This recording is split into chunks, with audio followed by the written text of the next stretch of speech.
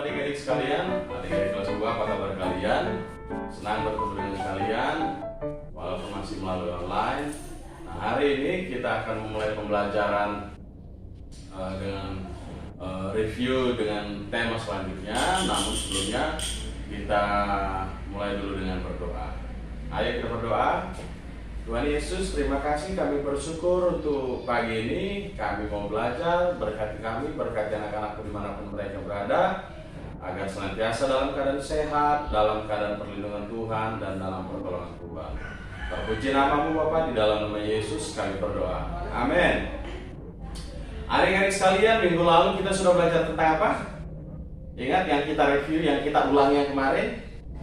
Yaitu soal fokus. Jadi ada 5 macam fokus itu.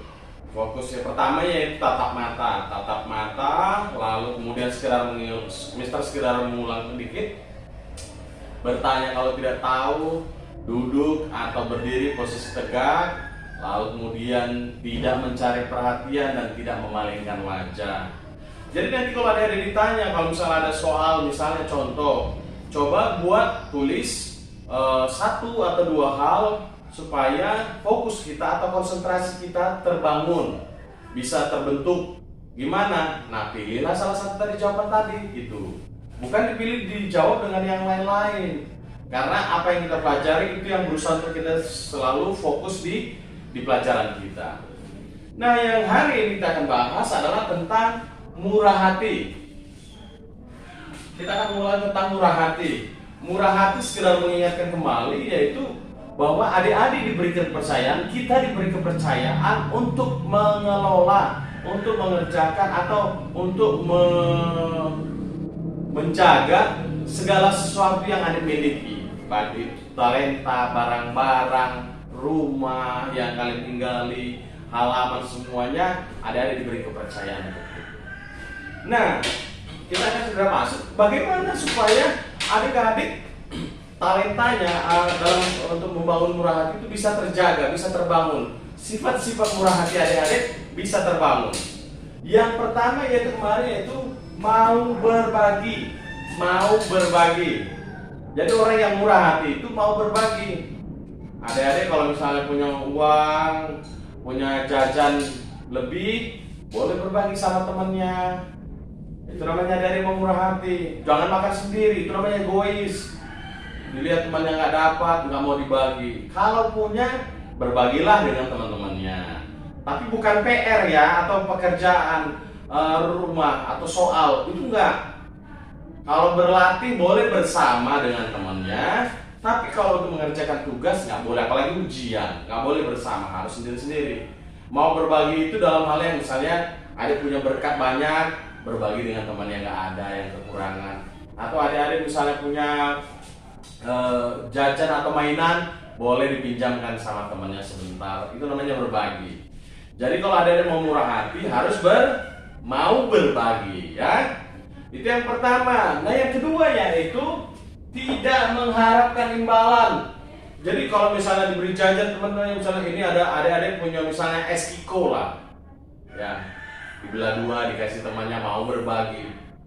Aku kasih kamu supaya besok kamu bayar aku lagi. Kemarin aku bayar. Enggak boleh begitu. Tidak mengharapkan imbalan. Tapi karena adik-adik mau berbagi sama temannya, jadi tidak meminta imbalan.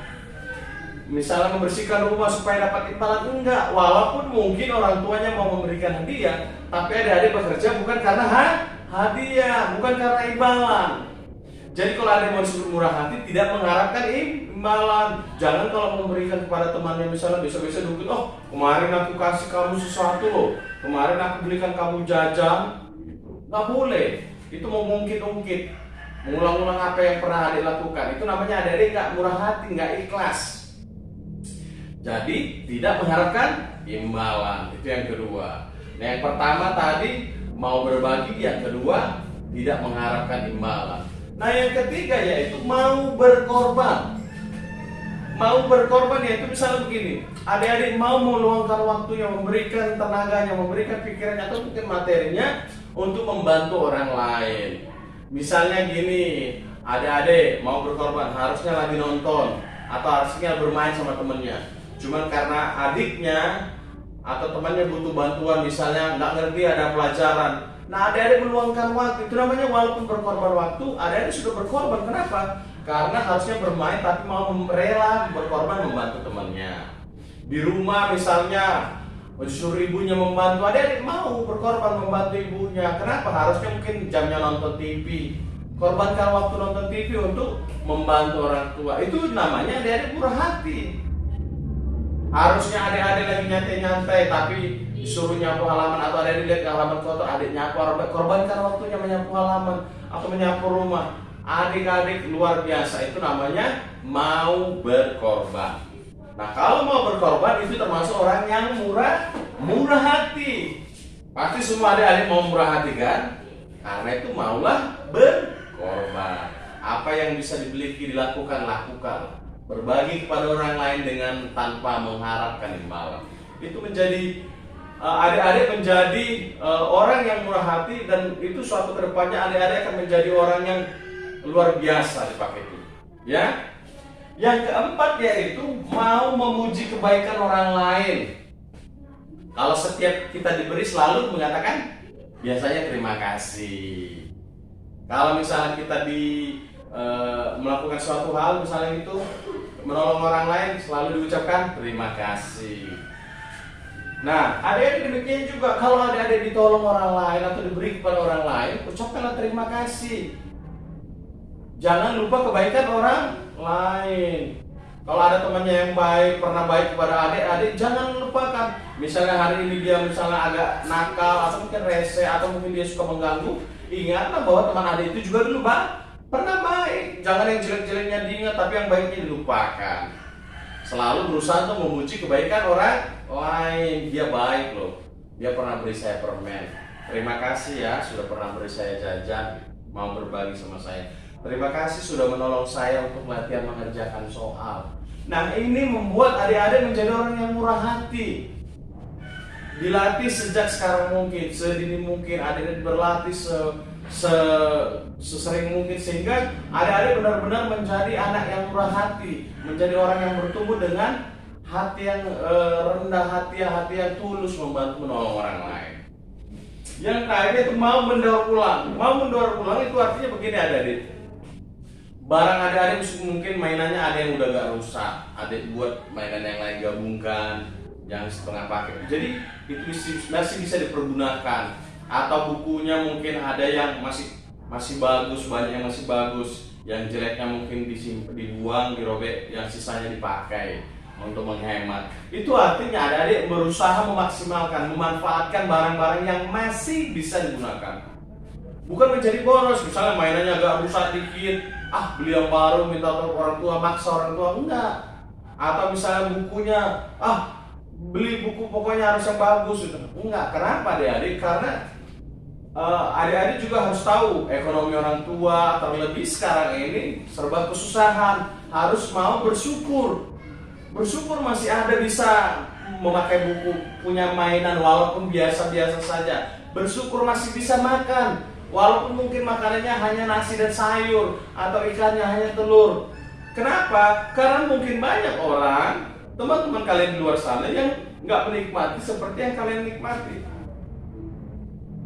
Jadi, kalau ada yang masih bisa dikerjakan, kalau ada barang yang masih bisa dimanfaatkan, dipakai, gunakanlah. Tidak menggunakan barang baru dikit-dikit harus beli baru. Oke? Jadi kelima hal ini adik-adik sekalian adalah sifat-sifat hal-hal yang bisa dilakukan agar karakter sifat murah hati adik-adik itu terbangun, terbentuk. Jadi kalau nanti ditanya bagaimana supaya hati kamu, tuliskan 2 hal atau 1 hal untuk supaya kamu bisa murah hati. Ya, pilihlah salah satu di antaranya, 2 di antaranya. Oke? Sampai di sini dulu review kita tentang murah hati. Mister berharap kalian baca dan kalian ingat, sehingga kalian mengingatnya ketika dalam keseharian kalian, dalam perjalanan kalian bergaul, berteman kemana-mana. Adik-adik tetap ingat, oh nggak boleh seperti ini salah. Ini nggak membentuk hati saya menjadi murah hati. Ini nggak membuat saya menjadi orang yang bisa fokus. Ini nggak bisa membuat saya menjadi orang bertanggung jawab. Oh, ini bisa membuat saya menunjukkan saya orang yang mau berterima kasih. Contohnya seperti itu.